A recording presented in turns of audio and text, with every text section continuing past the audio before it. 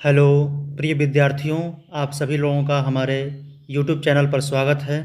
आज के हम इस वीडियो में देखेंगे अध्याय 10 जो प्रकाश का परावर्तन तथा अपवर्तन चैप्टर है, उसके जितने प्रश्न हैं सब उसके प्रश्नों के बारे में चर्चा करेंगे इस वीडियो में। तो पहला क्वेश्चन है आपका, निम्न में से कौन सा पदार्थ लेंस बनाने के लिए प्रयुक्त में नहीं किया जा सकता है? मिट्टी का उपयोग लेंस बनाने में कभी नहीं किया जा सकता है। किसी बिंब का अवतल दर्पण पर बना प्रतिबिंब आभासी, सीधा तथा बिंब से बड़ा पाया गया। वस्तु की स्थिति कहाँ होनी चाहिए? दर्पण के ध्रुव तथा मुख्य फोकस के बीच वस्तु की स्थिति होनी चाहिए। दोस्तों, ये प्रश्न आपके किताब में बहुविकल्पी दिया गया है, लेकिन हम इसके केवल आंसर को दर्शा रहे हैं क्योंकि विकल्प लिखना बहुत बड़ा हो जा रहा है इसमें, इसलिए से।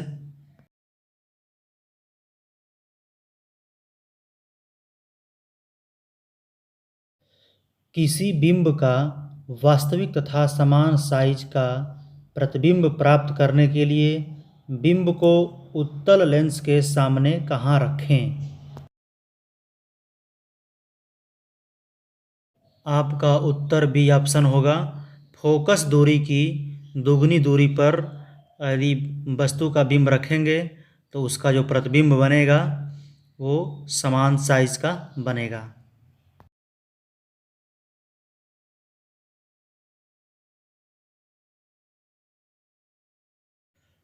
किसी गोलीय दर्पण तथा किसी पतले गोलीय लेंस दोनों की फोकस दूरी -15 सेमी है, तो दर्पण तथा लेंस संभवतः किस प्रकार का होगा?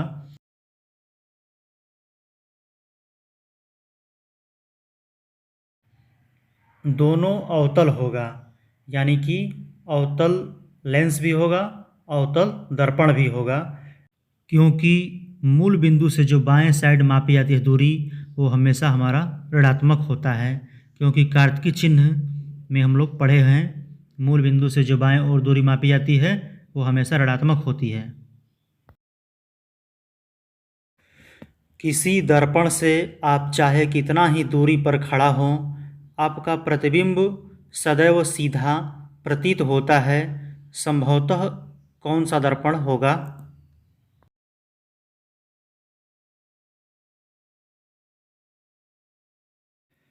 या तो समतल दर्पण होगा अथवा उत्तल दर्पण होगा।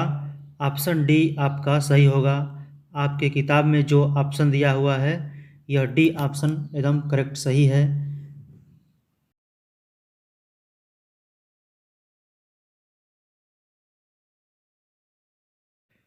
किसी शब्दकोश में पाए गए छोटे अक्षरों को पढ़ते समय आप निम्न में से कौन सा लेंस पसंद करेंगे?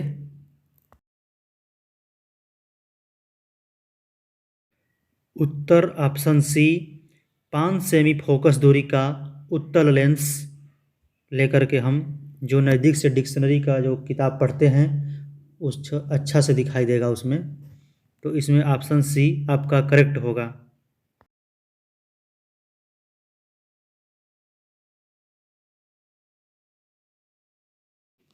आपका प्रश्न 7वां है, 15 सेमी फोकस दूरी के एक अवतल दर्पण का उपयोग करके हम किसी बिंब का सीधा प्रतिबिंब बनाना चाहते हैं। बिंब का दर्पण से दूरी का परिसर रेंज क्या होना चाहिए? प्रतिबिंब की प्रकृति कैसी है? प्रतिबिंब बिंब से बड़ा है अथवा छोटा है? इस स्थिति में प्रतिबिंब बनने का एक किरण आरेख बनाइए।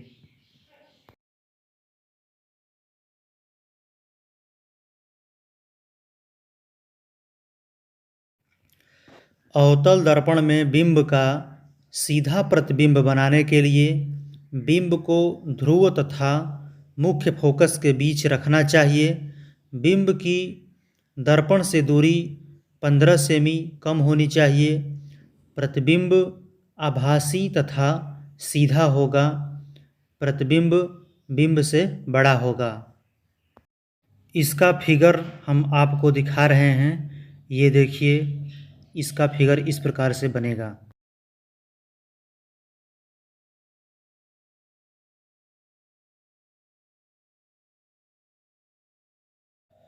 इसमें प्रतिबिंब जो बन रहा है बिंब से बड़ा बन रहा है और ये आभासी बन रहा है।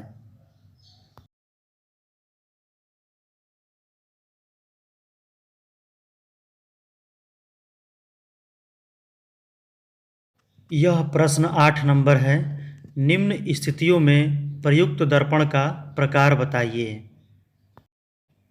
ए में दिया हुआ है किसी कार का अग्रदीप यानी हेडलाइट में किस प्रकार का दर्पण होगा।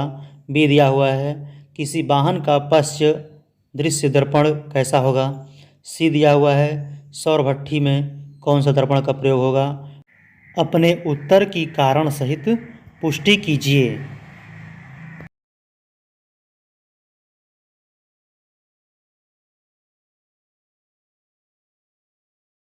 आपका उत्तर ए का आंसर होगा। किसी कार का अग्रदीप अवतल दर्पण का बना होता है। वाहनों के अग्रदीपों में प्रकाश का शक्तिशाली किरण पुंज प्राप्त करने के लिए किया जाता है।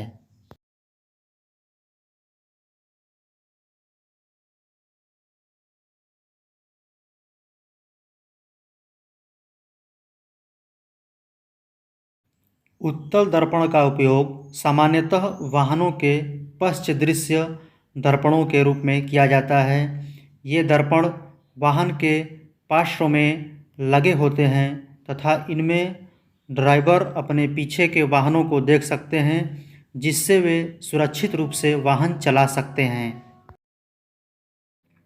हम लोग जब भी कोई वाहन या गाड़ी चलाते हैं तो उसमें जो पीछे से जो चीज़ आती है, गाड़ी बस जो भी, तो हम लोग उत्तल दर्पण में के माध्यम से पीछे का दृश्य आसानी से देख लेते हैं। तो वही पार्श्व दृश्य मानी कि पिछला दृश्य होता है।